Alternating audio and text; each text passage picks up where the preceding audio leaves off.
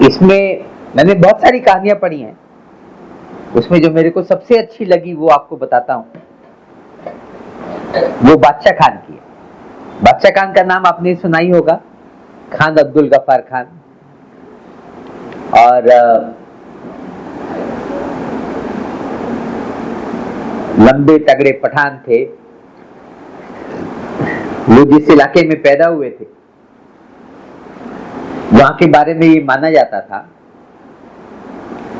कि पठान जो है, हर पठान का बच्चा जन्म से ही तलवार या लाठी लेकर पैदा होता है, क्योंकि पठानों में मशहूर था कि बदला लिया जाता है, कोई भी अपमान बर्दाश्त नहीं करे। तो आप में से कुछ लोगों ने शुरू में रखा था ना, तो पठान वैसे ही थे, किसी ने तुम्हारे बाप को मारा तो उसके बाद तुम उसके बेटे को मारोगे, फिर वो तुम्हारे को मारेगा। तो इसलिए कहते थे कि बच्चा जो है बचपन से ही, वो बड़ा होने के साथ ही उसको बदला लेना ही है, यानी बचपन से ही वो तलवार लेकर पैदा। तो बादशाह खान ने अपनी जिंदगी के 3 मकसद बनाए। वो काफी कम उम्र से सक्रिय हो गए थे।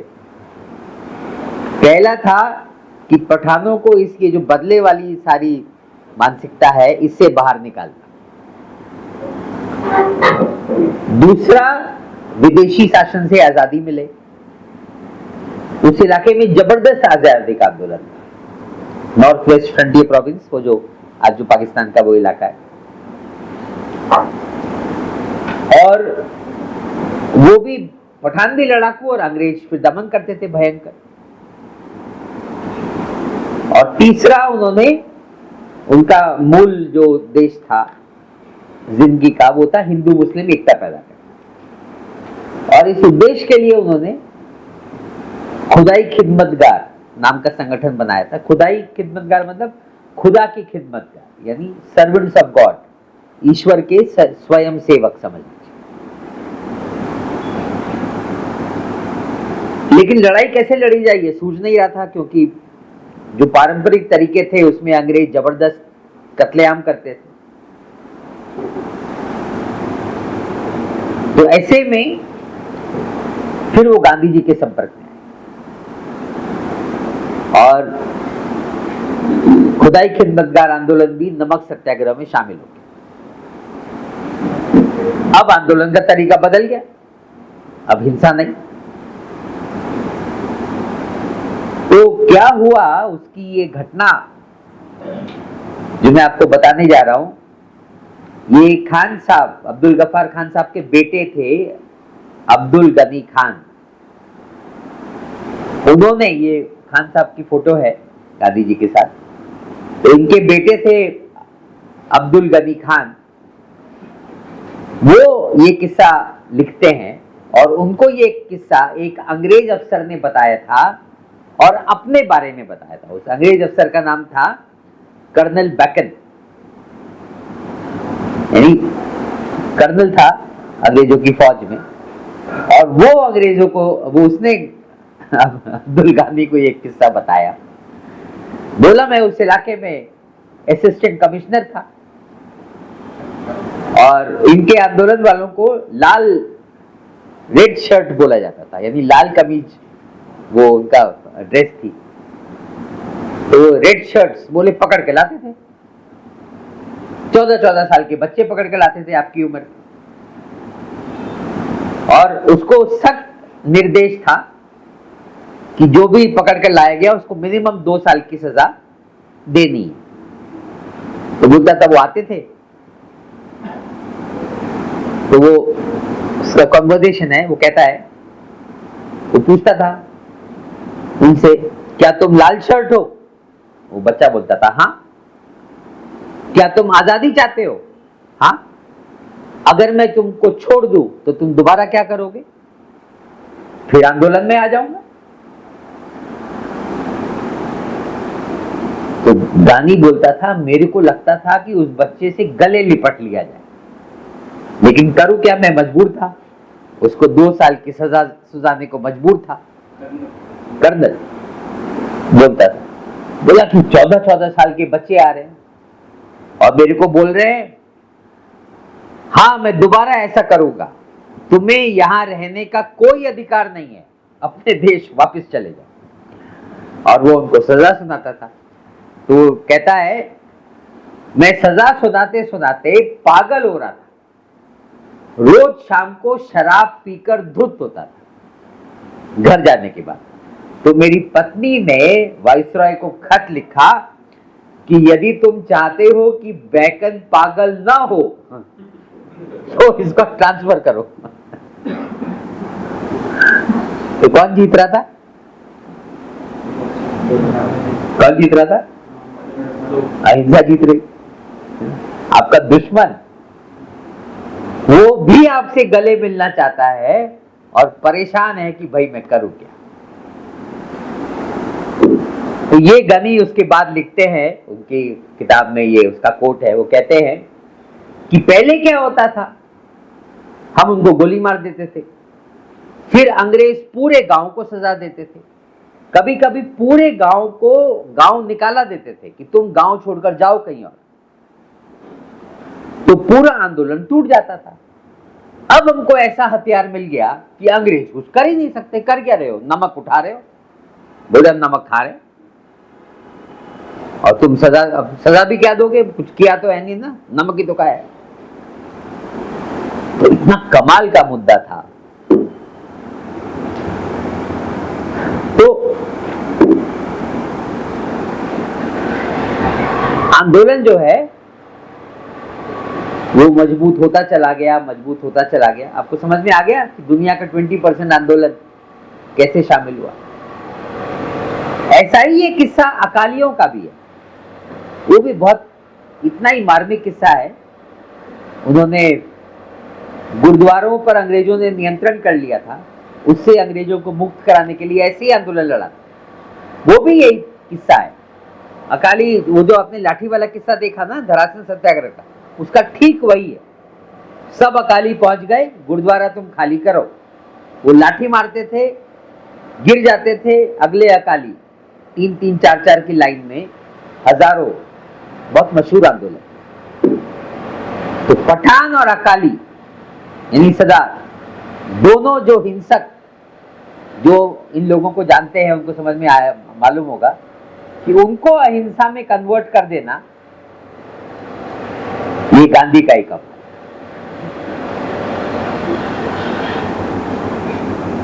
दूसरा किस्सा बताना चाहते हैं आपको मार्टिन लूथर किंग का। ये उनकी तस्वीर है। मार्टिन लूथर किंग आंदोलन में आए गांधी की मौत के बाद। अमेरिका के नेता थे, काले लोगों की आजादी की लड़ाई उन्होंने लड़ी। वो भी रास्ते की तलाश कर रहे थे। तो गांधी की डेथ के बाद एक व्याख्यान हुआ गांधी जी के ऊपर न्यूयॉर्क में।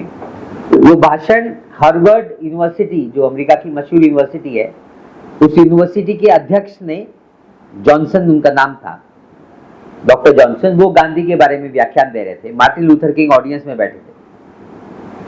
उनको क्या सूझा, क्या स्ट्राइक किया पता नहीं, लेक्चर्स आधा छोड़ के गए, सीधे लाइब्रेरी में गए। और वो लिखते हैं कि 6 किताबें खरीदी और जब तक 6 की 6 खत्म नहीं हुई और कोई काम नहीं किया। और उनको समझ में आ गया कि लड़ने का मंत्र मिल गया। और फिर जो आंदोलन खड़ा हुआ, तो अमेरिका में काले लोगों को वोट डालने का अधिकार मार्टिन लूथर किंग ने दिलाया। मालूम होगा ना, वो अमेरिका में काले लोगों को वोट डालने का अधिकार नहीं था। तो ये गांधी का कमाल, गांधी के मरने के बाद का कमाल। तो वही वो किंग लिखते हैं कि क्योंकि क्रिश्चियनिटी धर्म में भी यही अहिंसा की बात है ना, ईसा की। तो बोलते हैं ईसा ने आइडिया तो दिया, गांधी ने उसको आंदोलन में कन्वर्ट कर दिया कि लड़ा कैसे जाए। तो बहुत प्यारा सा कोटेशन है, बाद में आप लोग इसको और पढ़ सकते हैं। अब इसमें एक सवाल जो हमने पहले छोड़ दिया था, जरा उस पर बात करें। ये भी बहुत महत्वपूर्ण सवाल है और मेरे को भी ये समझने में बहुत समय लगा। वो सवाल है लक्ष्य और लक्ष्य को प्राप्त करने का रास्ता, यानी एंड और एंड को प्राप्त करने का तरीका क्या हो, समझ गए ना? मीन्स समझ गए, यानी जरिया और आपका लक्ष्य। गांधी का इस पे बहुत जोर था, ये तिलक से महत्वपूर्ण फर्क है। तिलक का कहना था कि आजादी चाहिए, कोई भी तरीका चलेगा, सब तरीके जायज, लक्ष्य इंपॉर्टेंट। वही कम्युनिस्टों का भी था, बोल्शेविकों का, कि क्रांति करनी है, कोई भी तरीका जायज है, हिंसा हो, अहिंसा हो, तिकड़म हो, किसी भी तरह से हमको सत्ता में आना है। अब उनका सत्ता में आने का मतलब सिर्फ सत्ता में आना नहीं होता, वो देश के लिए, समाज के लिए देश चलाना चाहते हैं, लेकिन रास्ता क्या है? कोई भी तरीका चलेगा। गांधी का कहना था नहीं,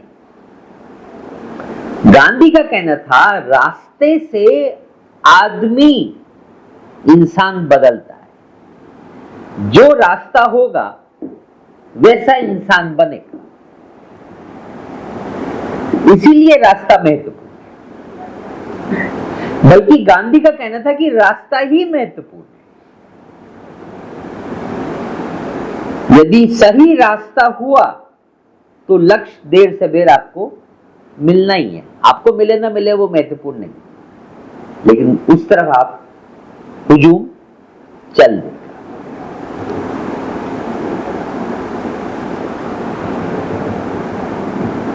क्यों?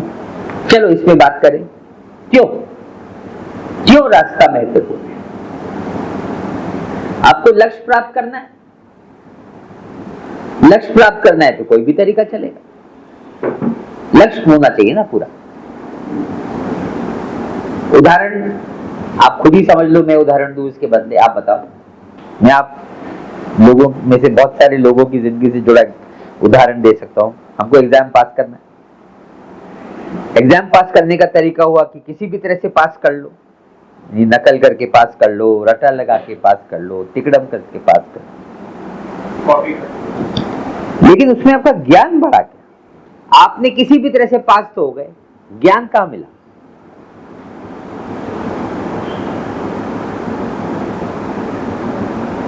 आप जो हम पढ़ाई करते हैं, उस पढ़ाई में उसका उद्देश्य ज्ञान प्राप्त करना होता ही नहीं ना, यहीं पे तो प्रॉब्लम फंस गई।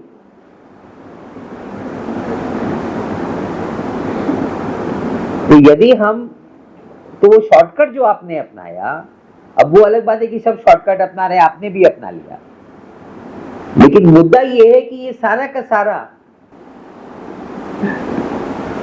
जब झगड़ा होता है तो कभी कभी दुकानदार बहुत गुस्से से बात करता है, तो दूसरा आदमी सह लेता है उसको, वो समझदार होता है, उसको लगता है कि रिलेशन आगे ना बढ़े, झगड़ा ना आगे बढ़े, तो थोड़ा जो पीछे आता है, जो और पीछे आता है, तो ये नहीं समझना कि वो जो समझदार आदमी है वही अच्छा सुझाव करके निकल जाता है। बढ़िया। हाँ, यदि सब एंड पर फोकस करेंगे, मीन्स पर फोकस नहीं करेंगे तो फिर रात ही रह जाएगी। हर आदमी जस्टिफाई करेगा, नहीं मेरा इंटेंशन सही था लेकिन मैंने जो रास्ता लिया वो गलत है। फिर तो मैं जैसे नहीं होता रॉबिन हुड कैसे आ गए, तो मैं लोगों की मदद करने के लिए यूं काम क्यों करता हूँ, तो स्टेज फेल हो जाएगा। तो यदि आपको किसी की हेल्प भी करनी है तो मीन सही होना चाहिए, आप हार्ड वर्क करो, पैसे कमाओ, फिर हेल्प करो। हमको लोगों को, हम समाज बदलना चाहते हैं, देश को गुलामी से आजाद करना चाहते हैं, तो सोचना यह है कि इंसान इतना कमजोर कैसे हो गया कि उसने गुलामी स्वीकार कर ली ना। भाई करोड़ों का देश, 40 करोड़ की आबादी थी आजादी के समय, थोड़े से अंग्रेज आप पे शासन कैसे कर रहे हैं? क्योंकि हम गुलामी स्वीकार कर ले रहे हैं ना। तो यदि हर इंसान मजबूत हो जाए तो नतीजा क्या होगा कि अंग्रेज तो जाने पे मजबूर होंगे ही, इंसान भी मजबूत हो जाएगा, तो दोबारा कोई अत्याचारी आएगा तो अत्याचार बर्दाश्त नहीं करेगा। तो यानी सत्याग्रह का माध्यम, सत्याग्रह क्यों फौरन निकाला? हर आदमी को आंदोलन में उतारने। आपने देखा, कमजोर से कमजोर आदमी आंदोलन में आया, आखिरी आदमी आंदोलन में आया, तो यदि कमजोर से कमजोर आदमी आंदोलन में आ गया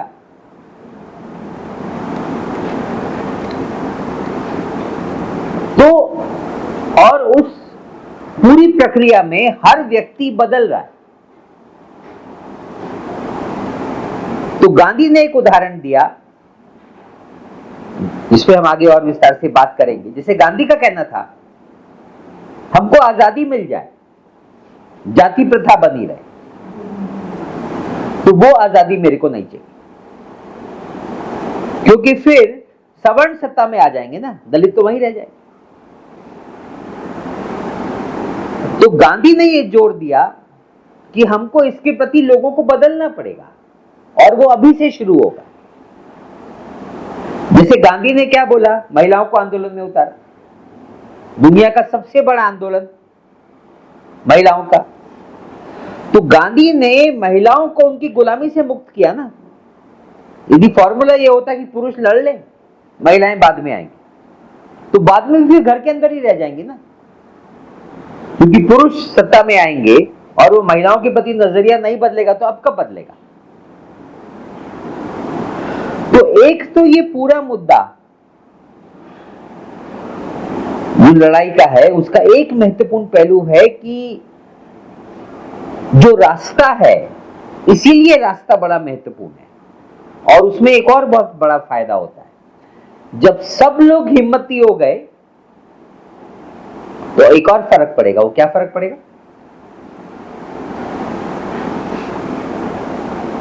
सब हिम्मती हो गए और अब देश चलाना है, तो क्या फर्क पड़ेगा? हाँ, ठीक है। और यानी कोई यदि अत्याचारी हुआ तो फिर लोग उसको भी हटा देंगे, और उससे क्या मजबूत होगा? हाँ, उससे डेमोक्रेसी मजबूत है। ये कोटेशन है। अगला, ऑक्टेवियो पाज नाम के एक मैक्सिकन कवि हैं, बहुत बड़े कवि हैं दुनिया के। वो कहते हैं, और ये सच्चाई है, आजादी में उस समय दुनिया के ज्यादातर देश गुलाम थे। पता नहीं आप लोगों को इतिहास मालूम है कि नहीं। 1950 के पहले, मतलब भारत पहला देश आजाद हुआ, एशिया अफ्रीका के तमाम देश, ये सारे देश गुलाम थे, और अगले 20 साल में ये सारे देश आजाद हो गए। उसकी शुरुआत भारत ने की। इंग्लैंड, फ्रांस, जर्मनी, ये पूरी दुनिया पर राज करते थे, पूरी दुनिया उनके कब्जे में थी, 5-6 देशों के, इटली, स्पेन, पुर्तगाल, यूरोप के, पश्चिमी यूरोप के देश पूरी दुनिया पे राज करते थे। और उसके बाद भारत ने शुरुआत की, सब आजाद हो गए। भारत की एकमात्र लड़ाई है जो अहिंसात्मक है, बाकी सब ने हथियार उठाए। पास कहते हैं कि बाकी सब जगहों पर जहां कहीं भी हिंसा के जरिए लोग सत्ता में आए, उन्होंने फिर अपने लोगों पर हिंसा की, क्योंकि आप उसके आदी हो गए हो ना। इसीलिए ये स्वीकृत हो गया कि आपको बात पसंद नहीं आई, आप भी हथियार उठा लो। तो आजादी के बाद भी गृह युद्ध चलते रहे, सेना के तख्ता पलट होते रहे बहुत सारे देशों में, जैसे पाकिस्तान बाजू में है। वो हिंसा की वकालत की मुस्लिम लीग ने वो सब कराई, इसलिए पार्टीशन हुआ। सत्ता में आए तो तब से लेकर आज तक आधे समय पाकिस्तान में सैनिक तानाशाही रही, क्योंकि उन्होंने क्या तरीका निकाला, हमको अलग होना है तो दंगे करवा दो, हिंसा करवाई ना। इजिप्ट, इंडोनेशिया, सब जगह पर कत्लेआम हुए आजादी के बाद। लोगों ने एक दूसरे को मारा, गृह युद्ध में कन्वर्ट हो गया। भारत उन चंद देशों में है जहां पर आजादी के 70 साल बाद भी डेमोक्रेसी बनी हुई, क्योंकि जो डेमोक्रेटिक लड़ाई थी उसने ये नींव रख दी कि मतभेद होंगे तो बहस की जाएगी, मतभेद होंगे तो क्या नहीं किया जाएगा? कत्लेआम, हिंसा नहीं की जाएगी, बहस करके तय कर। तो ये पास दो। दूसरा एक मुद्दा है कि जो एंड है वो उस तरीके से एंड नहीं है ना, मतलब भारत तो एक खत्म भी हो गया ब्रिटिश जाने के बाद, लेकिन ब्रिटिश जाने के बाद भी भारत एक देश बनकर रहा ना, तो उसको ही अगर एंड समझ लेंगे कि ब्रिटिशों को भगाना है, लेकिन उसके बाद क्या फिर, तो वो तो मीन्स से ही तय होगा ना, वो तो रास्ते से ही तय होगा। ये लोग वैसे बने, इसीलिए और दूसरा हाँ। दूसरा एक जो मुद्दा आता है कि जिस आंदोलन किसान की है, मतलब जिसको दलित माना जाता है, वो भी है, महिला भी है, तो आप ये भी क्लेम कर सकते हैं कि भाई ये आजादी सिर्फ तुम्हारी वजह से नहीं मिली है, तो हम सबकी शहादत से मिली है, तो हम ये सबका देते हैं।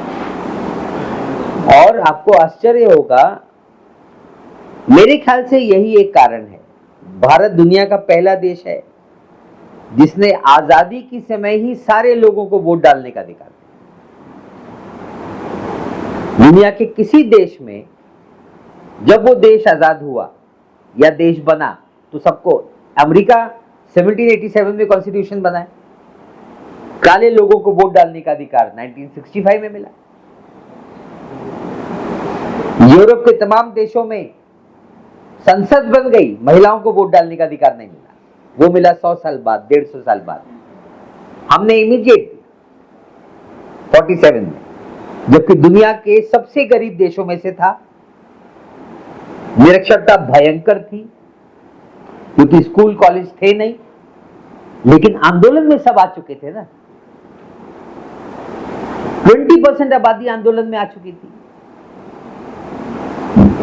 गरीब से गरीब आदमी भी ये समझ चुका था, अंग्रेजों को बोला जाए चले जाओ, हम अपना देश खुद चलाएंगे, तो मिलके चलाओ ना। जब आप लोगों पे भरोसा कर सकते हो कि वो लड़ सकते हैं, तो फिर ये भरोसा क्यों नहीं करोगे कि मिलकर देश भी चला सकते? कौन समझ? तो ये बहुत कमाल की बात है, यानी इसीलिए एंड्स और मीन्स का सवाल बड़ा इंपॉर्टेंट है कि हम रास्ते क्या अपनाते हैं।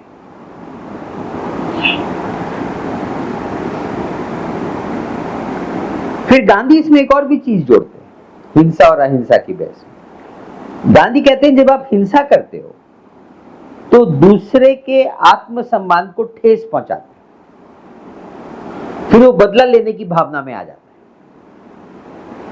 जो आपने रखा, आप में से किसी ने रखा। और जब आप अहिंसा करते हो तो आप अपने को चोट पहुंचा रहे हो ना, आप अनशन पे बैठे। गांधी, अभी उसका एक किस्सा देखेंगे, आमरण अनशन पे बैठ गए, अब मेरे को नहीं जीना, तुम लोग आपस में मारकाट कर रहे हो, करते रहो, मैं चला,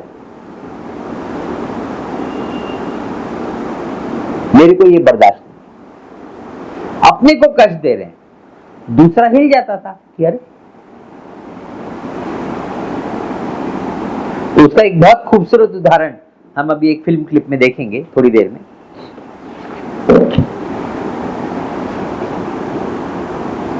एक बहुत महत्वपूर्ण किस्सा है, मेरे ख्याल से ये इंग्लैंड में बहस हुई थी, हिंसा अहिंसा। एक आतंकवादी था, यानी जो लोग आतंकवादी मतलब आज वाले आतंकवादी नहीं, जो लोग आजादी के लिए आतंकवाद का सहारा ले रहे थे,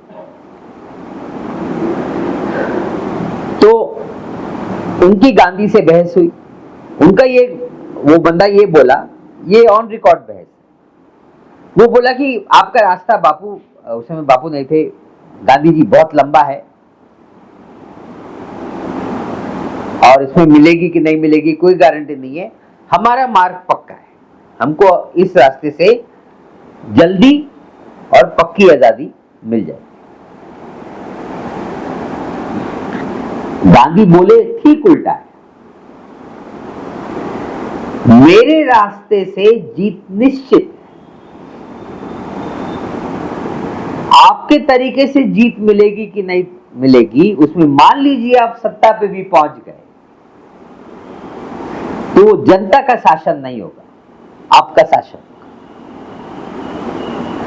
और मेरे रास्ते में चूंकि जनता मिलकर लड़ाई लड़ रही है, कुछ लोग हथियार उठाकर सत्ता पे नहीं आ रहे हैं ना, सारी जनता आंदोलन में आ गई है, अहिंसात्मक तरीके से। तो पक्का स्वराज, पक्का जनता का शासन तो मेरे ही तरीके से मिल सकता है, यानी मेरी जीत सुनिश्चित है जब भी होगी। तो ज्यादा मजबूत जीत किसकी हुई? हमारी हुई ना, अहिंसा वालों की, क्योंकि उसमें वाकई जीत मिली। तुम्हारे हिंसक तरीके से तुम सत्ता में आ भी गए तो अब तुम बाकी जनता पर दमन करोगे ना, तो जीत मिली का? तुम सत्ता में आए। हमारे तरीके से कौन सत्ता में आ रहा है? लोग सत्ता में आ रहे हैं। तो लोगों को सत्ता पे लाने का सबसे श्योर और गारंटीड तरीका मेरा ही है, ये गांधी को। ये बहस थी, पॉइंट समझ में आ गया ना? अब एक और मुद्दा आप में से किसी ने रखा हिंसा अहिंसा पर कि बहुत मजबूरी हो तो क्या किया जाए। नहीं, आप में से कुछ लोगों ने बोला। अब एक चीज समझ लीजिए, और इसी पर गांधी को सबसे कम समझा जाता है। लोगों को लगता है कि गांधी, इसका मतलब है सेना के विरोधी हैं, युद्ध के विरोधी हैं, वगैरह वगैरह। गांधी ऐसे नहीं थे। गांधी का ये कहना था कि अहिंसा हमारा नैतिक तत्व है, हमारा प्रिंसिपल है, लेकिन जहां जरूरी होगा, कोई और चारा नहीं है, तो हिंसा करनी पड़ेगी। जैसे कश्मीर पे पाकिस्तान ने हमला किया 1948 में, नहीं जो कश्मीर बटा, पहले पूरा कश्मीर हमारे साथ था, फिर पाकिस्तान ने हमला किया तो भारत ने कश्मीर से समझौता करके सेना भेजी। गांधी ने उसका समर्थन किया, क्योंकि दूसरा, यदि और कोई वहां पे अब अहिंसा थोड़ी कैसे करोगे, वो आप सबको मारकर कश्मीर पे कब्जा कर लेंगे, तो आपके पास सेना भेजने के अलावा कोई चारा नहीं। तो गांधी इसको समझते थे कि नैतिकता अपनी जगह पर है, जहां पर कोई और चारा नहीं होगा वहां पे सेना का इस्तेमाल करना पड़ेगा तो करेंगे। इसीलिए गांधी ने यह कभी नहीं कहा कि देश की सेना नहीं होनी चाहिए। सेना तो हथियार का ही माध्यम है ना। 1931 में लंदन में गोलमेज कॉन्फ्रेंस थी, राउंड टेबल कॉन्फ्रेंस, नाम सुना होगा, गांधी उसमें गए थे। उसमें अंग्रेजों के साथ बहस हो रही थी। वो पहली बहस थी कि भारत को आजादी मिलेगी तो क्या आपको देंगे, यानी उसमें पूर्ण आजादी की बात नहीं थी। तो अंग्रेजों के साथ बहस ये हो रही थी कि अंग्रेज बोले हम तुमको कुछ अधिकार देंगे, कुछ अधिकार हम अपने पास रखेंगे। तो उसमें वो डिफेंस भारतीयों को देने को तैयार नहीं थे। गांधी ने मना कर दिया, बोले ऐसी आजादी हमको नहीं चाहिए। डिफेंस बोले फंडामेंटल है देश के लिए, उसके बिना आजादी का क्या मतलब, हमको नहीं चाहिए, आपकी भीख नहीं चाहिए। यानी गांधी ये समझते थे। तो गांधी ये नहीं कह रहे थे कि सेना नहीं होनी चाहिए, लेकिन मूल बात इसेंशियली जहां पर नैतिकता से काम हो सकता है, जैसे आपने बोला ना कि कोई लड़की के साथ छेड़छाड़ कर रही हो तो तुम क्या करोगे? मारोगे ना वापस। उस समय क्या करोगे?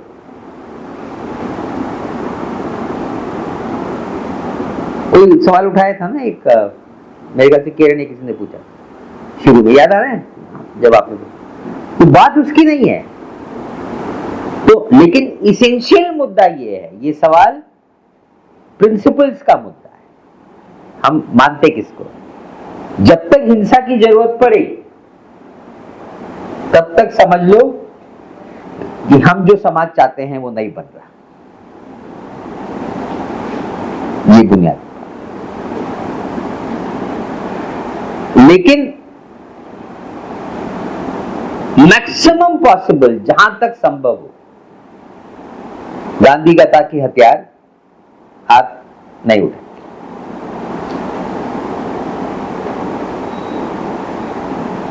ठीक है, यानी शॉर्टकट की बात नहीं हो रही है, ये समझ लो। हिंसा as a form of shortcut ये वो आर्ग्यूमेंट नहीं दे रहे। ठीक है, तो अब थोड़ा मैंने आपको कंफ्यूज कर दिया, लेकिन अब आप उस पर सोचिए।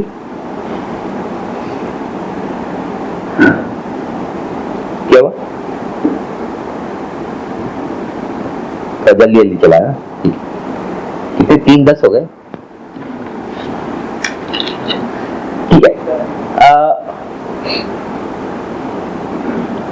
आगे।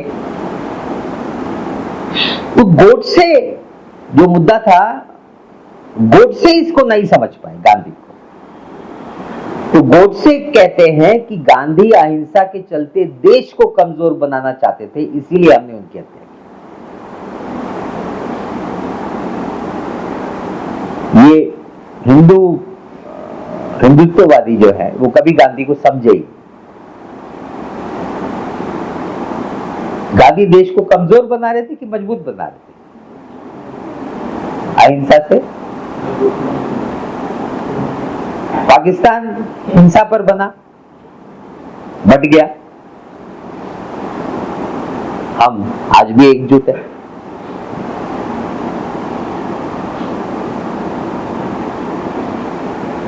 ठीक है, आगे बढ़ते हैं। अगला चलिए, अब गांधी हमने बात की थी कि आजादी की लड़ाई में गांधी ने आजादी की लड़ाई लड़ते हुए बहुत सारे सामाजिक सुधार के कार्यक्रम किए, वो हम बात कर चुके हैं, है ना। क्योंकि गांधी के लिए इंसान का बदलना बहुत महत्वपूर्ण है, और इंसान को बदलने के उन्होंने जो तमाम कार्यक्रम दिए, उसमें एक था, उन्होंने कांग्रेसियों से शर्त लगाई कि हर कांग्रेसी को चरखा चलाना पड़ेगा रोज 1 घंटे। चरखे का क्या महत्व है, क्यों? आदमी श्रमप्रधान होना चाहिए। आदमी श्रमप्रधान होना चाहिए। श्रम प्रधान, ठीक है, बढ़िया। यस, ये तो बात है ही, श्रमप्रधान होना चाहिए। उसके अलावा चरखा चला, आप मराठी बोल सकते हैं, मला मराठी व्यवस्थित कळते। चरखा चालवताना आपण दोन्ही हाताचा वापर करतो, त्यावेळेस मग तुमच्या बेंचमध्ये जे उजवी आणि डावी हे आहे, त्यामुळे तुमचा बुद्धी सुद्धा त्या पद्धतीने काम करायला मदत करू शकते, आणि त्यामुळे तुमचा जे संयम आहे त्याच्यावर सुद्धा नियंत्रण राहू शकतं। हे गांधीचं मत।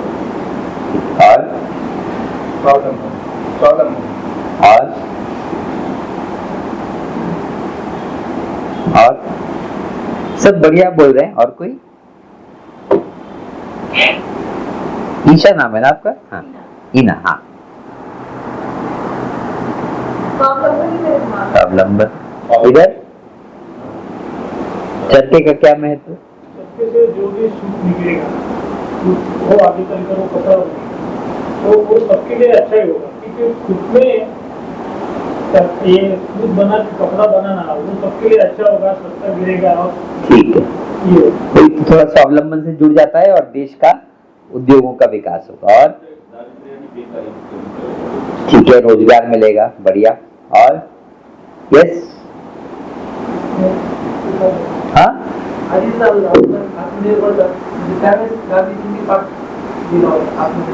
हाँ, वही सब इन्होंने जो रखा, आत्मनिर्भर बनेगा, अपने उद्योग खड़े होंगे। और यस, राहुल तुम इधर छिप जा रहे हो, चलो सामने। जगह नहीं, इधर इधर कुर्सी पे आप इधर दिखते नहीं हो ना यार। हाँ हाँ हाँ हाँ, ये हमारे 8वीं 9वीं क्लास से है सर हमारे साथ में, दाल में। अच्छा, उससे छोटी हुई है। हाँ, और हाँ, यस, आपका क्या नाम है? ऐश्वर्या। हाँ, गाना था सर? नहीं, अभी नहीं, गाना बोले नहीं। हाँ, चरखा चला के लेंगे, सोरा चलेंगे। हाँ, वही तो। क्या है मुद्दा? मुद्दा क्या है? आपने सबने अच्छा रखा, 2 चीजें रहे। हाँ, कॉलेज से तक ठीक है, वो भी ठीक है, गांव उद्योग विकसित होंगे, है ना। 2 जो सबसे महत्वपूर्ण कंसेप्ट थे, पहला था, हमारे देश में ऐतिहासिक तौर पर श्रम करने को उतना अच्छा नहीं माना जाता। कास्ट सिस्टम के चलते ये माना जाता है कि ऊपरी जातियों का काम है बौद्धिक काम करना, निचली जातियों का काम है श्रम करना। तो श्रम का महत्व जो इन्होंने थोड़ा रखा, लेकिन और विस्तार से आना चाहिए था कि श्रम का महत्व बात सिर्फ श्रम की नहीं है, श्रम के प्रति जो कास्ट का नजरिया है वो टूटेगा। सवर्ण भी मेहनत करेंगे, और जब आप मेहनत करोगे तो गरीब आदमी का दर्द समझोगे कि वो कितनी मेहनत करता है, तो बराबरी की तरफ एक कदम बढ़ेगा। बात समझ गए?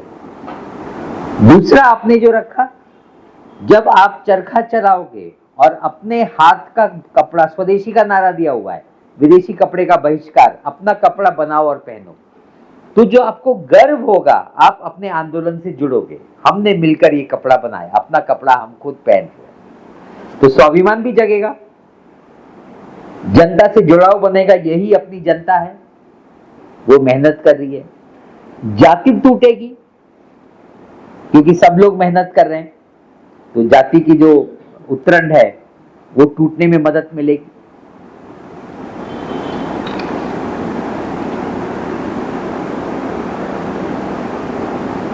तो ये सारे, अब सोचो एक छोटा सा मंत्र, चरखा चलाओ, उसने इतनी चीजें बदल दी, लोगों का नजरिया बदल दिया एक दूसरे को देखने का, कि हम सब मिलकर ये देश चला सकते हैं, अपना कपड़ा खुद बना लेंगे और आपस में बराबरी भी आ रही है ना? कमाल का मंत्र। तो देखिए छोटी छोटी चीजों से, अब दांडी यात्रा में आपने देखा गांधी जा रहे हैं, सब चरखा चल रहा है, नहीं वो गांव से गुजर रहे थे, तो सब मेहनत कर रहे,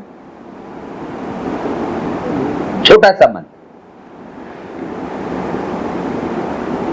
दूसरा गांधी ने जो कार्यक्रम दिया वो हमने बात की है, ग्राम उत्थान का, यानी गांधी ने लोगों का आह्वान किया कि आप जाओ गांव, लोगों की सेवा करो।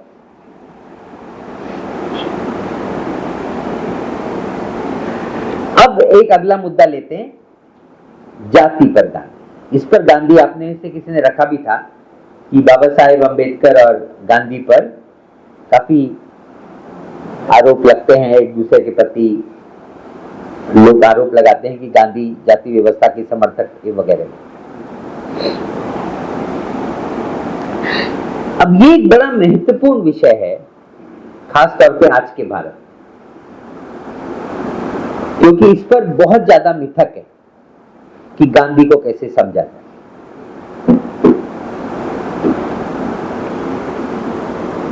मैं इस पे काफी पढ़ाई किया हूं, मेरे हिसाब से मैं इसको इस तरह से रखना पसंद करूंगा कि किसी भी व्यक्ति को समझना तो सबसे पहले उसको उसकी निजी जिंदगी से समझना चाहिए। पब्लिक में क्या बोलता है, पब्लिक अपीयरेंस तो दिखाने के लिए होता है ना, आपकी निजी जिंदगी में आप क्या कर रहे हो उससे आप समझ में आ जाए, वो उसका, इसे बोलते हैं ना, आदमी की पत्नी उसको सबसे अच्छे पे जाती, या पति पत्नी दोनों एक दूसरे को सबसे अच्छा समझ रहे, क्योंकि उधर असलियत मालूम होती है। जाति प्रथा के बारे में गांधी का क्या नजरिया था, उनकी पर्सनल लाइफ में देखा जाए वो कितना मानते थे। जाति के ये 4 महत्वपूर्ण पहलू उस जमाने में माने जाते थे, आज भी एक हद तक है। पहला है छुआछूत, अस्पृश्यता। दूसरा है मिलकर खाना खा रहे हो कि नहीं, अंतर जातीय विवाह हो रहा है कि नहीं, और चौथा है कि तुम ये मानते हो कि नहीं कि वो जिस जाति का है, उस जमाने में और भी कड़क था ना, वो तो संविधान आने के बाद टूटा कि कोई भी व्यक्ति कोई भी काम कर सकता है, उस समय लोग पेशागत काम करते थे। गांधी अपनी निजी जिंदगी में इनमें से कोई नहीं मानते।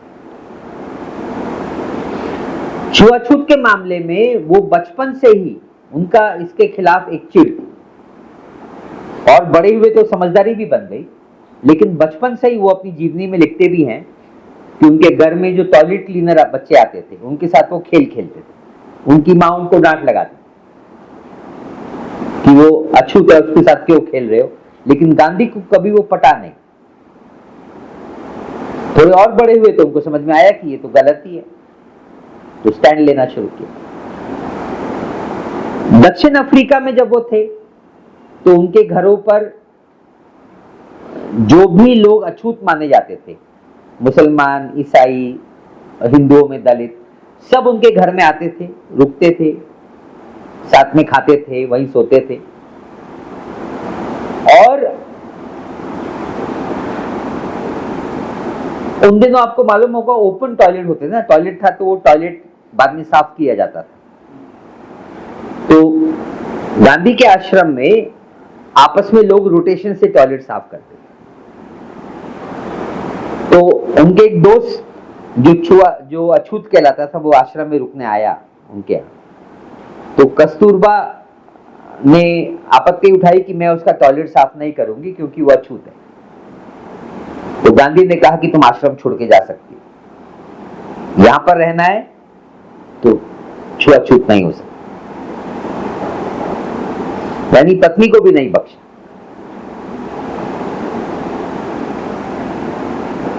एक और बहुत मशहूर छुआछूत की घटना होती है भारत में, वो आज तक है कि महिलाएं जब मेंस्ट्रुअल पीरियड्स आते हैं, मेंस्ट्रुअल साइकिल होती है, तो महिलाओं को रसोई में खाना बनाने नहीं दिया जाता। आपको मालूम होगा छुआछूत मानी जाती है। गांधी ने तब से नहीं माना है। उन्होंने अपनी पत्नी के साथ या किसी भी महिला के साथ ये भेदभाव नहीं किया। एक मजेदार किस्सा है, ये मैं नहीं जानता था, अभी पता चला कि गांधी जब भारत आए मजेदार आदमी है, उन्होंने एक सिंपल तरीका निकाल लिया, तुम तय करो मेरे से रिश्ते क्या बनाने हैं। उनके साथ एक अछूत लड़के को ले आए, उसका नाम था नाइकर। उनके साथ आए, उनके साथ ही रहता। अब आप तय करो मेरे साथ तुमको रहना है कि नहीं रहना, ये तो मेरे साथ रहेगा। यानी बोले कुछ नहीं। कृति में तुम जानो कि तुमको मेरे साथ खाना खाना है कि नहीं, क्योंकि ये तो मेरे साथ है और मेरे साथ रहे। तो छुआछूत कभी नहीं मान। अंतरजातीय भोजन का तो मैंने बता ही दिया। गांधी के आश्रम में आमतौर पर दलित ही खाना बनाते थे और सबको खाना होता, एक साथ एक पंक्ति में खाएं। आपको तय करना है खाना खाना है कि नहीं, खाओ या ना खाओ तुम जानो, हम तो भाई ऐसे ही रहे। तो कभी अंतर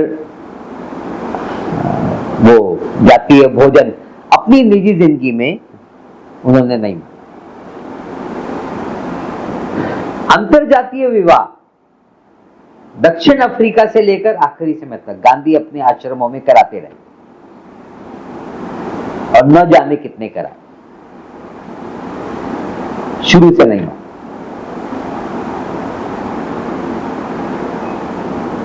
उनके दोनों लड़कों ने अंतरजातीय विवाह किया है, रामदास और देवदास, दो उनके बेटे। और अपनी उन्होंने बाद में एक लड़की अडॉप्ट की, वो भी अनटचेबल थी, उसका नाम था लक्ष्मी। उसकी अंतरजातीय विवाह कराई, शादी कराई एक ब्राह्मण लड़के से। गांधी जी की रूढ़ी परंपरा को मानते हैं? नहीं, हम उस पर बात, अभी गांधी का कास्ट पे पब्लिक स्टैंड क्या था, अभी हम उस पर बात करने वाले। हाँ, अभी उस पर बात करेंगे।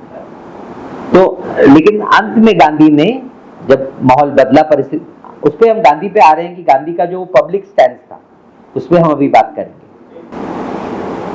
गांधी उस जमाने की परंपरा और माहौल देखो तो गांधी कमाल के रेडिकल थे।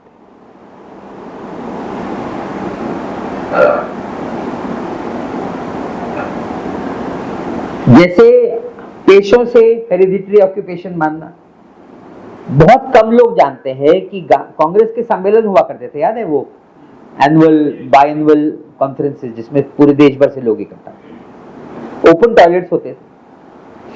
गांधी खुद टॉयलेट साफ करने जाते, अपना नहीं सबका। लोग मैदान में जगह जगह टॉयलेट किए होते थे ना, तो उसमें उसका तरीका था गड्ढे खोदो और उसको गाड़ दो। गांधी खुद करने जाते,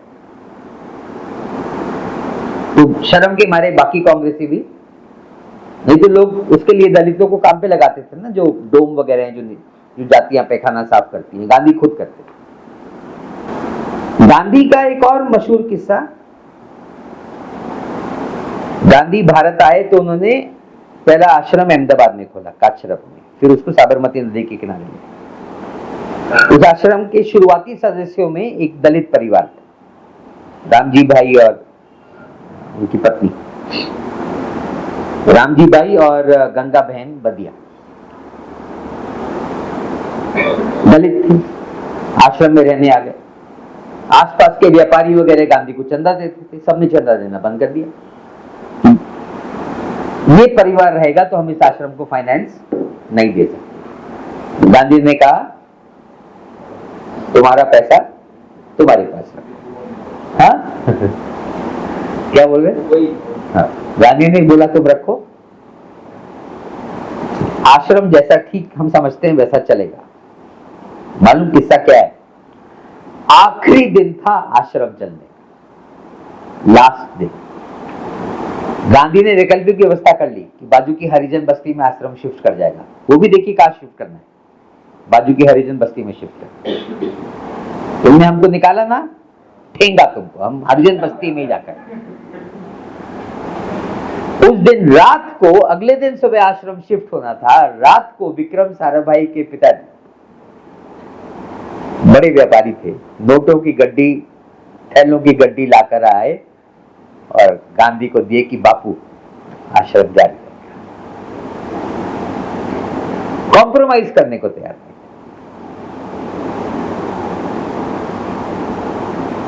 अपने आश्रम में एक भी मुद्दे पर समझौता नहीं किया। जो ठीक है वो करेंगे, हम जो ठीक मानते हैं वैसे ही जी। पब्लिक लाइफ में साउथ अफ्रीका में जब तक गांधी थे वहां पर स्ट्रॉन्ग स्टैंड लिए हुए थे जाति के खिलाफ। वहां पे उन्होंने कई बार जाति व्यवस्था की आलोचना की। उनकी दिक्कत ये फंस गई, लेकिन वो तब से सोच रहे थे कि भारत में कैसे किया जाए, क्योंकि ये बहुत रूढ़िवादी देश है। वहां पर तो भारतीय पूरी आबादी का बहुत छोटा हिस्सा है। यहां पर तो आपको करोड़ों लोगों का संगठन बनाना है, भयंकर जातिवाद है, तो आंदोलन भी खड़ा करना है और उसी के भीतर जाति को तोड़ना। ये गांधी की क्या हुआ? ये गांधी की चिंता। तो मूलतः अब देखिए, इन चीजों पर गांधी की कोई थ्योरेटिकल राइटिंग मौजूद नहीं है, यानी गांधी की जाति पर लेख मौजूद है अलग अलग। कुल मिलाकर गांधी की जो लेख में बदलाव दिखता है, ये हमारे ऊपर है कि हम उसको कैसे समझें। उस पर मेरा इंटरप्रिटेशन, और इससे बहुत सारे बुद्धिजीवी सहमत हैं, वो ये है क्योंकि लोग पूरा गांधी नहीं पढ़ते। पूरा गांधी का मतलब है गांधी 1915 में, 16 में, 17 में, 20 में, 25 में, 30 में, 35, 40, 45। आप गांधी को की राइटिंग्स को पूरा पढ़ोगे तो आपको गांधी समझ में आएगा। एक जगह का उठाकर देख लोगे तो प्रॉब्लम, क्योंकि उस समय की परिस्थितियां, उस समय के आंदोलन की स्थिति, उस आंदोलन में गांधी की स्थिति का मतलब है गांधी का कितना नेतृत्व स्थापित है, लोग कितना बात में, आपको ये ध्यान में रखना पड़ेगा ना, क्योंकि आपको यदि आंदोलन खड़ा करना है तो लोग कितना आपके साथ आने को तैयार हैं, उसके हिसाब से आप पब्लिक स्टैंड लोगे ना। यानी आप जब कोई काम कर रहे होते हो, पब्लिक लाइफ जब आप लीड कर रहे होते हो, तो पब्लिक लाइफ में आपको सोचना पड़ता है कि क्या माहौल है, उसमें क्या काम करना है। तो गांधी रास्ते इवॉल्व कर रहे थे, क्योंकि गांधी को भी समझना था कि इससे लड़ा कैसे जाए। हम वो निजी तौर पे चाहे जो भी मानते हो, पब्लिकली कैसे चीजों को लड़ा जाए, तो उन्होंने, उनकी लेखनी से समझ में आता है कि सबसे पहले उन्होंने तय किया कि छुआछूत के खिलाफ हमला बोला जाए, और बाकी जाति का वो अपनी उन्होंने शुरुआती राइटिंग्स में समर्थन किया। यानी 2015 से 19 की बातें देखें 15 से 19-20 तक, तो गांधी की राइटिंग्स में जाति व्यवस्था का समर्थन मिलता है, अंतरजातीय विवाह और अंतरजातीय भोजन न हो इसको वो कहते हैं कि ठीक है, यानी विरोध नहीं करते। अब देखिए, निजी जिंदगी में सब तोड़े हुए, निजी जिंदगी में समझौता नहीं है, लेकिन पब्लिक में चुप है, यह समर्थन भी कर रहे हैं कि ठीक है, जाति व्यवस्था की कुछ अच्छाइयां भी हैं, लेकिन छुआछूत खत्म होनी चाहिए। तो गांधी ने सबसे पहले, ये उनके छुआछूत पर कोटेशन है, ये छुआछूत पर है कि मेरे विचार से ये अभिशाप है, ये 1915 का 15 में ही वो बोलते हैं, वो कहते हैं कि यदि कोई मेरे को ये समझा दे कि ये हिंदू धर्म का अनिवार्य हिस्सा है तो मैं हिंदू धर्म को भी छोड़ दूंगा, यानी छुआछूत नहीं चलेगी, बाकी जाति व्यवस्था चलेगी। ये उनका 15, 16, 17 के आसपास का स्टैंड है। आगे वो एक, उस समय भी इतना भी लोग टॉलरेट करने को तैयार नहीं है छुआछूत वाले पर। तो लोग सवाल उठाते हैं कि आप स्वराज की बात करते हैं, छुआछूत कहां से आ गया, स्वराज के लिए लड़ा जाए। तो गांधी बोलते हैं, दूसरी लाइन पढ़ो, मेरी दिलचस्पी भारत को सिर्फ अंग्रेजों की दास्ता से मुक्त करने में नहीं है, मैं इस देश को हर तरह की दास्ता से मुक्त कराना चाहता हूं। मैं सापनाथ के बदले नागनाथ को सत्ता में नहीं लाना चाहता। अब यहां पर वो सिर्फ छुआछूत पर बोल रहे हैं, लेकिन इस पर जब बोलते हैं तो कड़क बोलते हैं और बोलते हैं कि ये नहीं चलेगा, ये खत्म होना चाहिए। अगला, ये बड़ा महत्वपूर्ण, तो नेहरू अपनी राइटिंग्स में लिखते हैं कि वो जानते थे कि गांधी जाति प्रथा के ही खिलाफ है। वो मैंने आपको बता दिया, निजी जिंदगी में तो जाति मानते नहीं थे। तो वो एक बार गांधी से पूछते हैं कि बापू, आप फिर जाति व्यवस्था पे ही हमला क्यों नहीं कर रहे, सिर्फ छुआछूत पे क्यों हमला कर रहे? तो ये गांधी नेहरू को बोलते हैं, गांधी नेहरू लिखे हैं, वो पूछते हैं, मैंने गांधी से बार बार पूछा, आप सीधे जाति व्यवस्था पर हमला क्यों नहीं करते? क्योंकि नेहरू जानते थे ना कि गांधी जात निजी जिंदगी में नहीं मानते, यानी उसको मानते तो है नहीं, पब्लिकली क्यों नहीं बोल रहे? तो गांधी बोलते हैं, मैं जाति व्यवस्था के जो सबसे बुनियादी पाया है छुआछूत, उस पे हमला कर रहा हूं। इमारत की नींव को कमजोर कर दोगे तो इमारत कमजोर हो जाएगी ना। तो बोले कि मैं इमारत को कमजोर करने के लिए उसकी नींव पर हमला कर रहा हूं। ये गांधी का उस समय का स्टैंड है। ये सब राइटिंग्स 1915-16 से 20-21-22 के आसपास की है, ठीक है। एक और, ये शायद अगला, ये पलशिकर है मेरे ख्याल से, मैं भूल रहा हूं मैंने कहां से लिया। वो कहते हैं कि गांधी जात के खिलाफ थे, इसमें कोई डाउट नहीं है, लेकिन वो चाहते थे कि उनका कहना यह है कि गांधी पहले अपने आप को स्वीकार्य बना रहे थे कि लोग उनको लीडर मान ले आजादी के आंदोलन का। एक बारी वो रिश्ता बन जाएगा तो फिर वो बोलेंगे भैया ये भी नहीं चलेगा। ये पलशिकर का कहना। लेकिन कुल मिलाकर हम ये कह सकते हैं कि 1920-21 तक गांधी की पब्लिक राइटिंग्स में जाति का समर्थन मिलता है, अंतरजातीय विवाह का वो खुलेआम समर्थन नहीं करते, बल्कि ये भी कहते हैं कि अंतरजातीय विवाह के प्रतिबंध का पब्लिक में समर्थन करते हैं। लेकिन अब गांधी एक नई टेक्निक 1919-20 के आसपास से लेकर अगले 4-5 साल, अब वो एक अपने आप को थोड़ा बदलते हैं। जैसे जैसे लीडरशिप स्थापित होने लगती है, 1919 में गांधी कांग्रेस के लीडर बन जाते हैं। फिर वो कहते हैं कि वर्ण और जाति में फर्क है। अब अपनी लाइन बदल रहे हैं। अब वो क्या बोल रहे हैं? अब वो कह रहे हैं वर्ण और जाति में फर्क है। 4 वर्ण ठीक है, लेकिन सब वर्ण बराबर है, हाँ, ऊंच नीच मत मानो। और अब वो कहते हैं कि लेकिन उपजाति क्यों है? उपजाति गलत है। तो उपजाति के बीच अंतरजातीय विवाह और अंतरजातीय भोजन का समर्थन करते हैं। यानी अब उन्होंने अपना स्टैंड थोड़ा बदला। बात समझ गए? वर्ण और जाति अलग अलग, और हमारे यहाँ पर जाति के भीतर नहीं 50 किस्म की जाति हैं। तो गांधी बोलते हैं ये सब खत्म करो, उपजातियां। वर्ण भेद ठीक है, लेकिन वर्ण में भी ऊंच नीच मत मानो। अब 26-27 के बाद अब गांधी अपनी लाइन और बदलते हैं।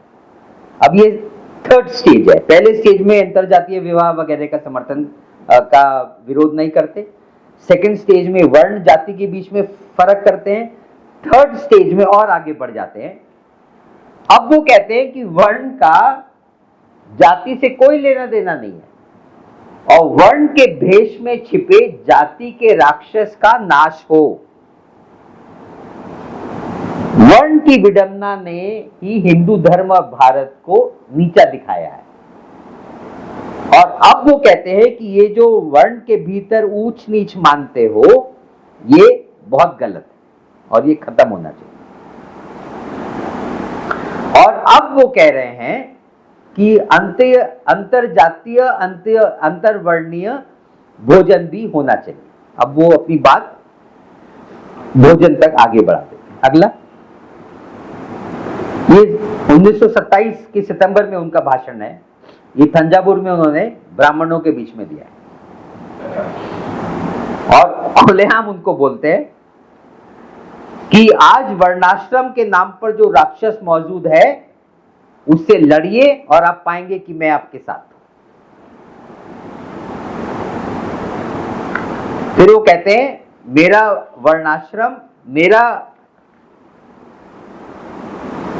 वर्णाश्रम एक परिया लड़की, परिया मतलब अछूत लड़की, लक्ष्मी की बात कर रहे हैं, वो मेरे साथ रहती है मेरी छत के नीचे, मेरी अपनी बेटी की तरह। मेरा वर्णाश्रम कई पंचम मतलब जो दलित से भी बाहर अछूत जिनको बोला जाता है, वो भी मेरे आश्रम में साथ में रहने की अनुमति देते हैं। मैं उनके साथ खुशी से भोजन करता हूं और मेरे लिए वो विशेषाधिकार है कि मैं उनके साथ भोजन करता हूं। अब वो खुलेआम अंतरजातीय अंतरवर्णीय भोजन का खुलेआम समर्थन करते हैं। आगे ये एक और बीच वाला पढ़िए। क्योंकि मैं मानव मात्र की अंतर्निहित समानता में विश्वास करता हूं, इसलिए उस श्रेष्ठता के सिद्धांत के खिलाफ लड़ रहा हूं जिसकी श्रेष्ठता के आधार पर आप अपने आप को ऊपर बोलते हो, बाकियों को नीचे बोलते हो वगैरह। यानी अब वो खुलेआम सीढ़ी, जाति व्यवस्था की सीढ़ी की आलोचना कर रहे हैं और जाति प्रथा में जो भेदभाव है उसका विरोध कर रहे हैं। साथ मिलकर खाना खाया जाए उसका समर्थन कर रहे हैं। लेकिन अभी भी अंतरजातीय विवाह का समर्थन नहीं है। ठीक है, ये 27, 28, 29 की राइटिंग्स। 30 के शुरुआत में आते आते अब जब गांधी बापू बन गए हैं, महात्मा लोग उनको कहने लगे हैं, अब वो जाति प्रथा पर जोरदार हमला बोलते, ऑल हर किस्म की आलोचना। अब राइटिंग्स देखिए। अब वो अंतरजातीय विवाह, अंतरजातीय भोजन तो पहले, अंतरजातीय विवाह का भी खुलेआम समर्थन शुरू कर देते हैं। अब देखिए कितने मजेदार आदमी है। अगला, वो कहते हैं एक लेख में, तुम मानते हो नहीं, वो जो एक ऋग्वेद में है कि ब्राह्मण मुंह से पैदा हुए हैं, वो जो क्या बोलते हैं पुरुष सूक्त जो है, तो वो कहते हैं यदि तुम मानते हो कि बॉडी की 4 अलग अलग अंग है, तो वो सारे अंग मिलेंगे तभी तो देश चलेगा, तभी तो वो शरीर चलेगा ना। यदि वो अंग आपस में झगड़ा करते रहेंगे तो कैसे चलेगा? सब एक ही शरीर है तो सब एक हो जाओ, तो उसको ट्विस्ट दे देते और ऊपर से ये बोल देते हैं उसी लेख में कि स्मृतियों में सब कुछ जो लिखा है, धर्म ग्रंथों में जो हमारे मूल्यों के हिसाब से सही होगा वो मानेंगे, जो नहीं सही होगा हम उस धर्म ग्रंथ को छोड़ देंगे। यानी कह रहे हैं कि ऋग्वेद में यदि भेद लिखा है तो हम उसको नहीं मानते, जो सही होगा हम वो मानेंगे। और 35 में ये उनका मशहूर लेख आता है जिसमें वो कहते हैं कि जाति का खात्मा होना चाहिए।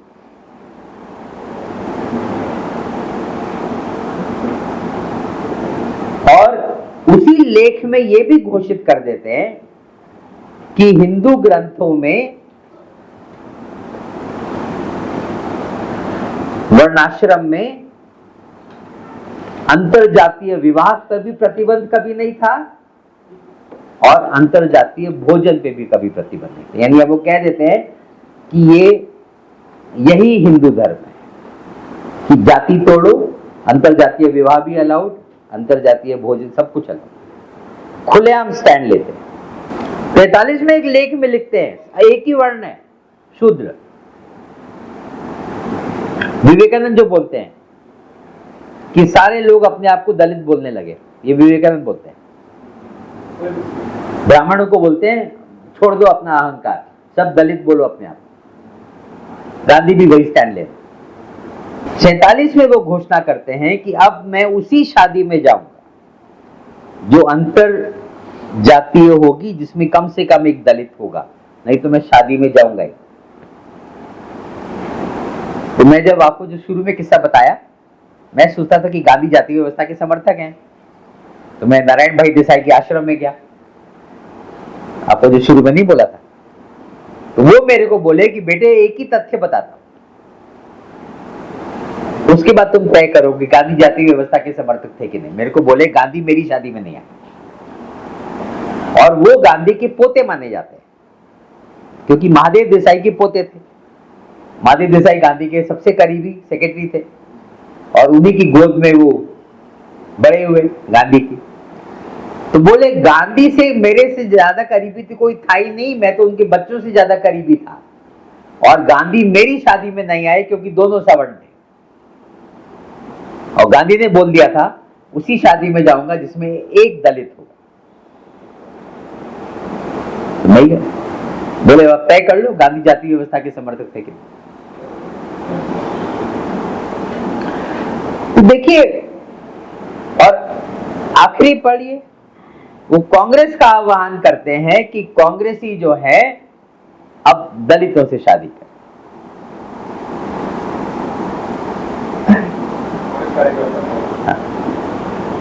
वो अम्बेडकर की सेकंड मैरिज का भी वो, हाँ वो दूसरा, मतलब देखिए क्या होता है, हम लोग समझ नहीं पाते,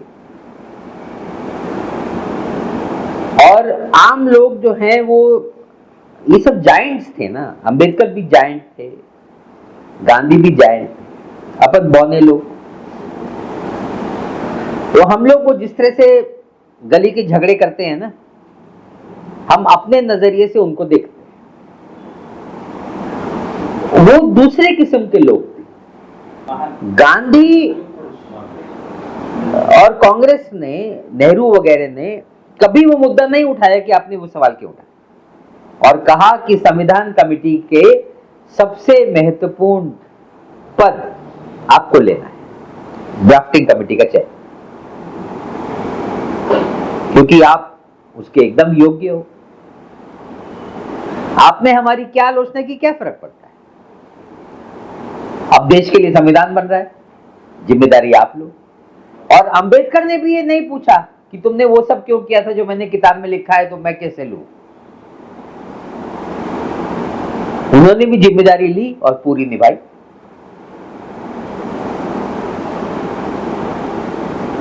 पॉइंट समझ रहे हो? यानी ये उस तरह के लोग नहीं थे हम जैसे झगड़े करते कि मुंह फुलाकर बैठ जाते, दूसरे किस्म देश बना रहे अपने उसूलों के लिए। उनको जो लगता था कि देश ऐसे हो, उसमें निजी मामला था ही नहीं, थोड़ा भी निजी नहीं था। और यही कारण है कि मैं आखिरी किस्सा बता रहा हूं, फिर ये मुद्दा खत्म करते हैं। 1948 में गांधी हत्या होती है, 50 में अंबेडकर की दूसरी शादी। मालूम है ना किससे हुई? कौन थी? एक ब्राह्मण महिला थी। हाँ, डॉक्टर 48 में होती है ना, हाँ गांधी हत्या के बाद होती है, 48 के एंड की तरफ हो रही है।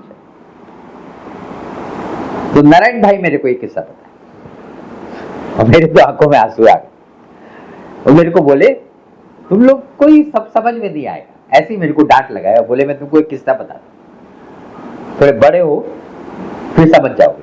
तो ये घटना भी 25 साल पुरानी है, तब से हम काफी बड़े हो गए तो अब शायद समझ में आती है। तो मेरे को बोले अम्बेडकर की शादी होने वाली थी, तो वो शादी का कार्ड बांटते, दिल्ली का सेंटर जो है उसको बोलते हैं कैनॉट प्लेस। आप जैसे कोई दिल्ली गया होगा तो दिल्ली के सेंटर में एक बड़ा सर्कल सा है, बहुत बड़ा, उसकी चारों तरफ दुकानें हैं, दिल्ली का हार्ट माना जाता है, दिल्ली का केंद्र, उसको कैनॉट प्लेस बोलते हैं। वहां पर बाबा साहब अपनी गाड़ी में उतरकर लोगों को कार्ड बांट रहे थे। तो गाड़ी में बैठे तब तक प्यारेलाल जी दिख गए। प्यारेलाल जी गांधी के बहुत करीबी साथी और कांग्रेस के एकदम टॉप लीडर्स में से माने जाते हैं। मतलब हैसियत इन सब लोगों की एक जैसी थी। आपको समझ में आता ही होगा ना, गांधी, नेहरू, पटेल, प्यारेलाल, इनमें कोई स्पर्धा नहीं थी, यानी सब एक दूसरे किस्म के लोग। तो प्यारेलाल जी दिखे तो बाबा साहब ने गाड़ी रुकवाई और शादी का निमंत्रण दिया और फिर बोले, आंखों में आंसू थे कि बापू आज होते तो इस शादी में जरूर आते। क्यों? एक दलित और एक सवर्ण।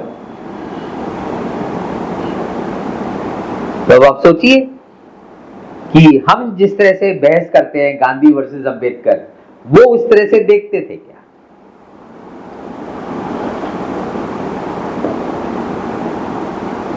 वो नहीं देखते।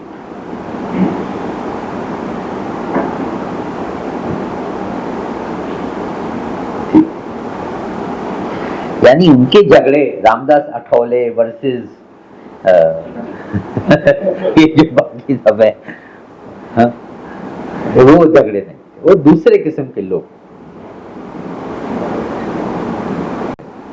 तो एक आखिरी मुद्दा लेते हैं और खत्म होता। गांधी का एक आखिरी जो सबसे महत्वपूर्ण सवाल था, ये जो लोग बोलते हैं ना कि गांधी ने पार्टीशन करवाया वगैरह, एकदम बकवास है। गांधी से ज्यादा हिंदू मुस्लिम एकता के बारे में किसी का स्टैंड नहीं था। कमाल का स्टैंड। और गांधी हत्या का दूसरा कारण ये था कि उनकी नैतिक स्टैंडिंग समाज में इतनी ज्यादा हो गई कि मुसलमान हो या हिंदू, गांधी की साख इतनी थी कि यदि वो किसी मुद्दे पर अड़ जाते तो कोई उनका विरोध नहीं कर सकता। गांधी नैतिक मुद्दों पर ही अड़ते थे, यानी मुद्दा तो गलत होगा। तो गांधी ने अपनी जिंदगी को दांव पे लगाकर दंगे रुकवा दिए 47। तो जो आपको दृश्य दिखाने वाले हैं कि गांधी ने क्या किया, ये 1947 का ही है, आजादी के बाद का दृश्य। गांधी देश में 46 से ही दंगे शुरू हो गए थे, जिसके परिणाम स्वरूप पार्टीशन हुआ, क्योंकि कांग्रेस को समझ में आ रहा था कि अब कोई चारा नहीं रहे। मानोगे नहीं तो मुस्लिम लीग मानेगी नहीं।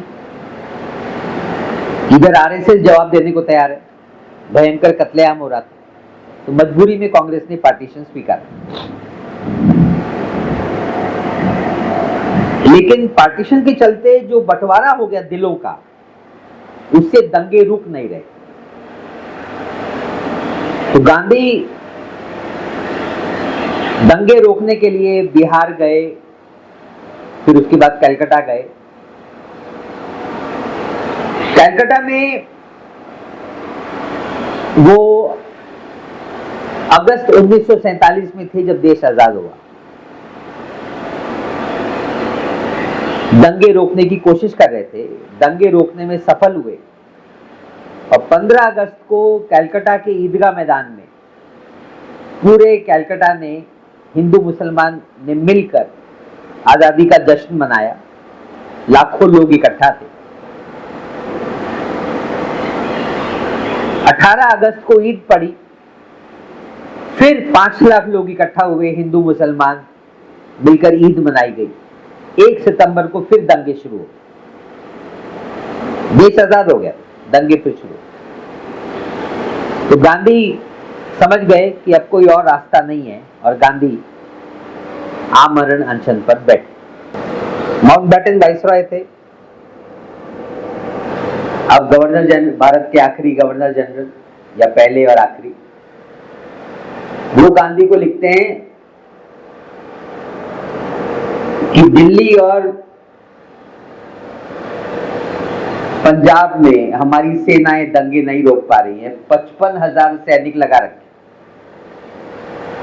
और कलकत्ता में हमारी सेना में एक ही आदमी है, आप, और आपने दंगे रुकवा दिए।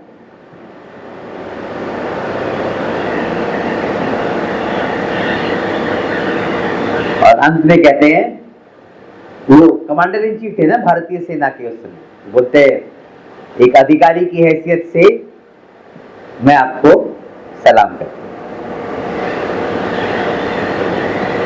इस घटना के बाद गांधी फिर दिल्ली आते हैं। उनका प्लान था कि वो दिल्ली से पंजाब जाएंगे और पंजाब से पाकिस्तान, और उनको वीसा नहीं था, वो वीसा की परवाह नहीं करते। और गांधी की हैसियत इतनी थी कि कौन जिन्ना उनको रोकते। दिल्ली आते हैं तो दिल्ली में दंगे चल रहे होते। 3 महीने गांधी दंगे रुकाने की कोशिश करते हैं। सितंबर में दिल्ली आते हैं, ये घटना सितंबर की है, उसके बाद दिल्ली आ जाते हैं। जनवरी में जब दंगे नहीं रुक पाते, फिर गांधी आमरण अनशन पर बैठते हैं 13 जनवरी को। अब गांधी की उम्र भी बहुत हो चुकी होती है, ज्यादा समय तो वो भूख हड़ताल पे रहेंगे तो चले ही जाएंगे। उनकी ताकत इतनी, खबर दुनिया भर में फैल गई, फिर बापू आमरण अनशन पर। पाकिस्तान का हाई कमिश्नर यानी एम्बेसडर भारत में, वो रोज गांधी के बाजू में कि बापू फास्ट छोड़ो। गांधी बोले कि दंगे नहीं रुकेंगे तो मेरी जीने की इच्छा नहीं।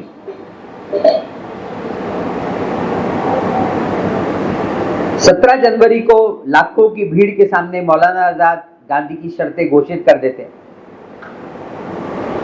गांधी ने बोला है कि हथियार वापस हो, हथियार छोड़े, सारे मुसलमानों को उनके घर वापस मिले, सारी मस्जिदें जिन पर कब्जा कर लिया है हिंदुओं ने, मस्जिद सब वापस हो, तो ही मेरे जीने का कोई मतलब है, नहीं तो मैं जैसा हूं वैसा ही।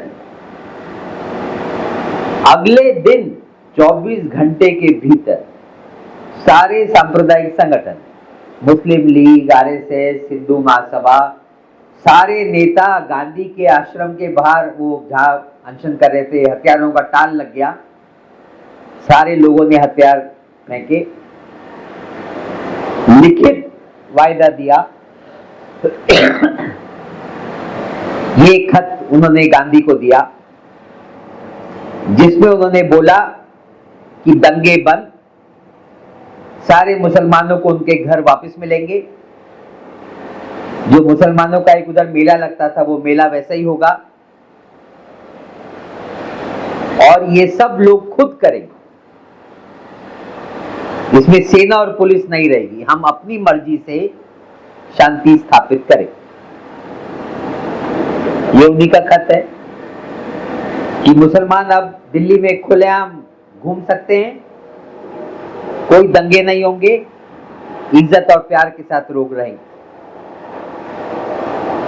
तो गांधी, अगला, ये उसी का हिस्सा है कि ये आखिरी लाइन पढ़िए, हम विश्वास दिलाते हैं कि ये सभी चीजें व्यक्तिगत प्रयास से होंगी, पुलिस सेना से नहीं, यानी मर्जी से होगा। यानी गांधी को आश्वस्त कर रहे हैं कि मिल के रहा जाए। नेक्स्ट, और अंत में अपील करते हैं कि गांधी उपवास छोड़े। गांधी जवाब में कहते हैं कि ठीक है, लेकिन कहते हैं कि यदि आप यहां पर दंगे रुकवाए, बाकी जगह दंगे होते रहे तो मेरे जीने का कोई मतलब नहीं है। और इसके बाद गांधी पाकिस्तान जाने की तैयारी करते। आगे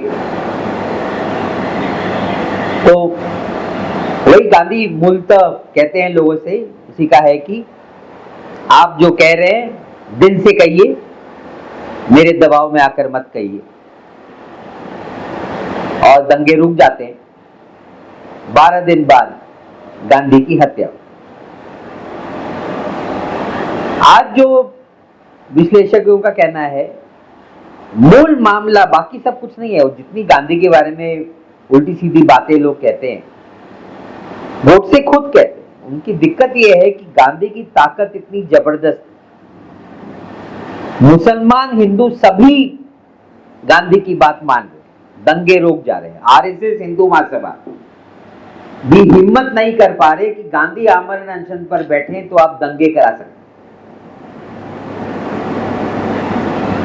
दिल्ली में भी सबने साइन करके दे दी। तो उनको समझ में आया कि ये बंदा जिंदा रहेगा तो तिकड़म नहीं हो सकता, नैतिकता की राजनीति करनी, ये नहीं चाहिए। उनको भरोसा ही नहीं था कि मुसलमान दंगे छोड़ देंगे। मुसलमानों ने दंगे छोड़ दी। सूरावर्दी गांधी के बाजू में खड़ा था। इसीलिए कॉन्स्पिरेसी की प्लानिंग तब से शुरू हुई, गांधी की हत्या।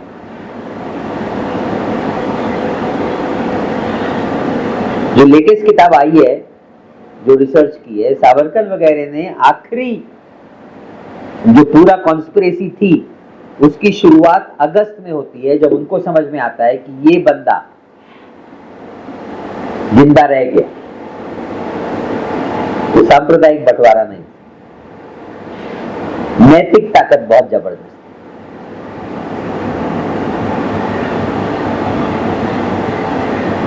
तो ये थे गांधी। तो आखिर में ये बहुत महत्वपूर्ण बात, एक अमेरिकी नमक सत्याग्रह के पहले एक इंटरव्यू, एक अमेरिकन पत्रकार इंटरव्यू लेने आता है गांधी का। अब नमक सत्याग्रह चल रहा है, शुरुआत हो रही। गांधी से पूछा जा रहा है कि आपके दिमाग में सबसे ऊपर क्या, क्यों हो रहा है। गांधी ये नहीं कहते कि देश गुलाम है, हम उससे आजादी चाहते हैं, क्योंकि वो क्या सवाल पूछा, सबसे ऊपर कौन सी बात है, आपकी चिंता सबसे ज्यादा कौन सी है। गांधी कहते हैं मैं बाइबल के वाक्यांश का उपयोग करूं। अमेरिकी पत्रकार से बात कर रहे हैं ना, तो उसको उसी की भाषा में समझा रहे हैं। जनता और उसकी गरीबी के प्रति हमारी हृदयहीनता और हृदय का कठोरपन, यानी हमारा जो इनकंसिडरेशन है, बात समझ रहे हैं ना, यानी दूसरे के दर्द से हम पीड़ित ही नहीं होते। हम कैसे लोग बन गए। हत्या होता तो बात की बात हुई ना, पहले दर्द तो निष्ठुर हो गए, तभी तो दूसरे की हत्या भी कर सकते हो ना। ये गांधी कहते हैं कि ये मेरे लिए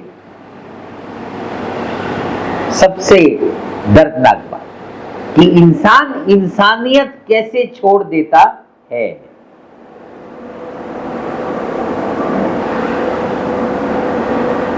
ये इंसान का गुण है ना, इंसान होना। आप इंसान हो, हमारी प्रकृति में है एक दूसरे की चिंता करना। हम में से बहुत सारे लोग जो परेशान नहीं होते समाज की हालत देखकर, वो हमारा नेचुरल नहीं है। नेचुरल है परेशान होना। इंसान सामाजिक प्राणी है, कभी और इस पे बात करें। इसीलिए मैंने हिंदू दर्शन पे शुरू में बात की।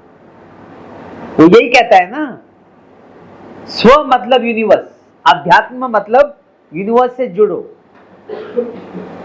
तब यानी इंसान वही है कि हम पूरी सृष्टि के बारे में सोचें।